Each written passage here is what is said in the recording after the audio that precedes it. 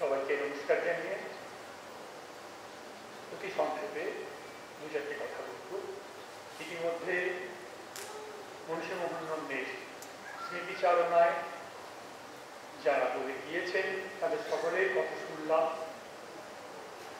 এবং বেশ কিছু নতুন কথাও জানলাম।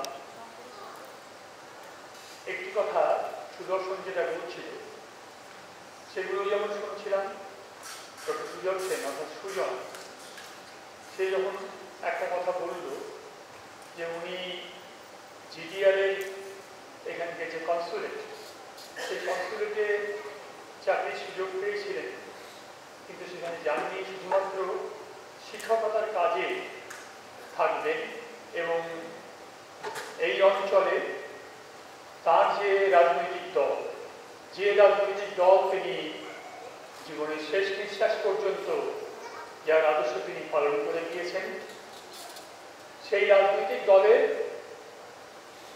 ভাবাদর্শ তিনি এলাকায় প্রচার করবেন।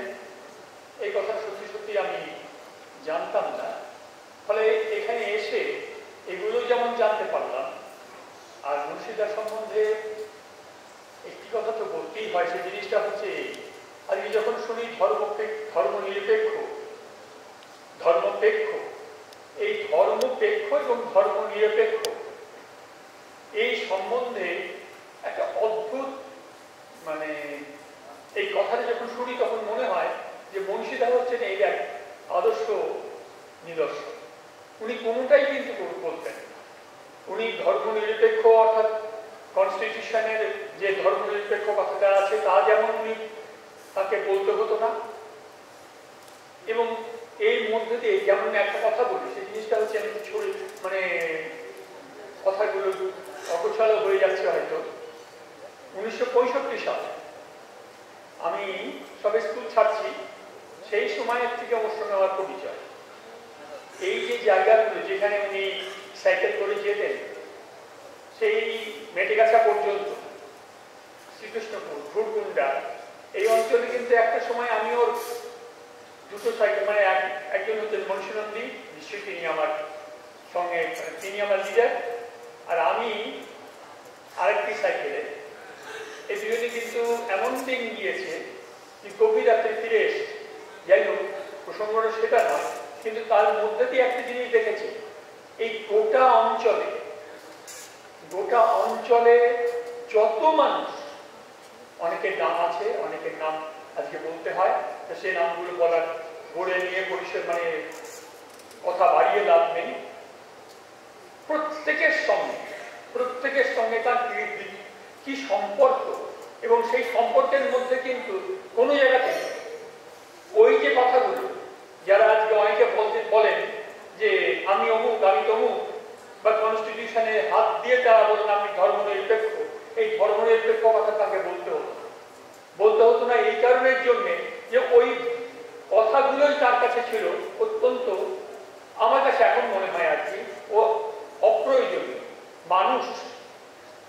এই মানুষকে ভাবতে পারা, এবং সেখানে এই শিক্ষাটা কিন্তু সত্যি সত্যি বলছি, এই শিক্ষাটা মনীষীদার কাছ থেকে আমি পেয়েছি বলতে অবশ্যই আমার নিজের মধ্যেও সেই চেতনা রয়েছে।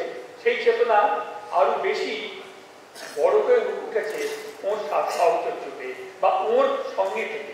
উল্টো কথাটা বললাম, আমি ওর সাহচর্যে এসে ওর কাছ থেকে সেই শিক্ষাটা পেয়েছি। আরেকটি কথা না বললেই নয়, সেই জিনিসটা হচ্ছে এই যে ডু অর ডাই, হয় কাজ করব অথবা সেই মন্ত্রের সাধন অথবা শরীর পাতন, এই যে কথাটা, এই কথাটা কিন্তু মনীষীদার ক্ষেত্রে একান্তভাবে প্রযোজ্য। সকলকে নিয়ে চলতে পারার যে যোগ্যতা, সেই যোগ্যতা আমার মধ্যে দারুণভাবে ছিল। কোন রকম কোনো নীচতা, ধর্মান্ধতা তো ছিল, তো প্রশ্নই ওঠে না, কারণ তিনি কথাগুলোর মধ্যেই আমি কথাগুলো উল্লেখ করতে চাইছি না এই কারণের জন্যে যে প্রশ্নটাই ওঠে না। তো সেই ক্ষেত্রে সময়কে নিয়ে চলা, সবাইকে নিয়ে চলতে পারা, অর্থাৎ একটা কোনো সংকীর্ণতার মধ্যে, কোন রকম কোনো নিচতার মধ্যে, কোন রকম কোনো নিম্নেসের মধ্যে নিজেকে কখনো আবদ্ধ রাখেন। এই জায়গাটাতে অবশ্যই আমি কৃতজ্ঞচিত্তে স্মরণ করবো এই কারণের জন্য যে আমার যখন আমি ওর সঙ্গে পরিচিত হই তার আগে পর্যন্ত ওর সম্বন্ধে কিছুই জানতাম না। পরিচিত হলাম, তার সঙ্গে মিশতে শুরু করলাম 1965 সাল থেকে।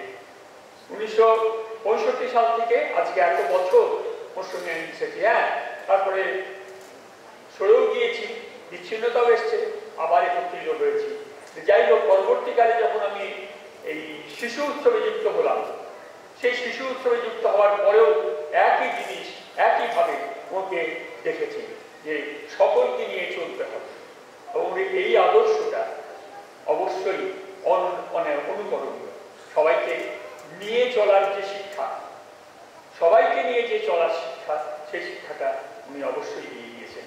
সকলকে ধন্যবাদ জানাবো এই জন্যে, যারা এখানে এসছেন, উপস্থিত হয়েছেন, তারা অনেক কথা শুনলেন। মনীষবাবুকে বা মনীষনন্দীকে আর কি এইভাবে বলতে পারাটা খুবই কষ্টের। তবে একটা কথা, সেই জিনিসটা হচ্ছে এই যে উনি যে আদর্শ স্থাপন করে গিয়েছেন শিশু উৎসবের মধ্যে দিয়ে, সেই অবশ্যই পরবর্তী যারা হাল ধরছেন তারা রাখবেন সেই জিনিসটাকে। এবং আমি একটা জিনিস এখানে একান্তভাবে বলবো, সেটা হচ্ছে এই যে মিঠু, অর্থাৎ মিঠু মজুমদার, তিনি যেভাবে এই শিশু উৎসবকে ধরার চেষ্টা করছেন এবং একান্তভাবে ধরছেন তিনি মনীষী মোহন নন্দীর আদর্শের উপর ভিত্তি করে। ধন্যবাদ।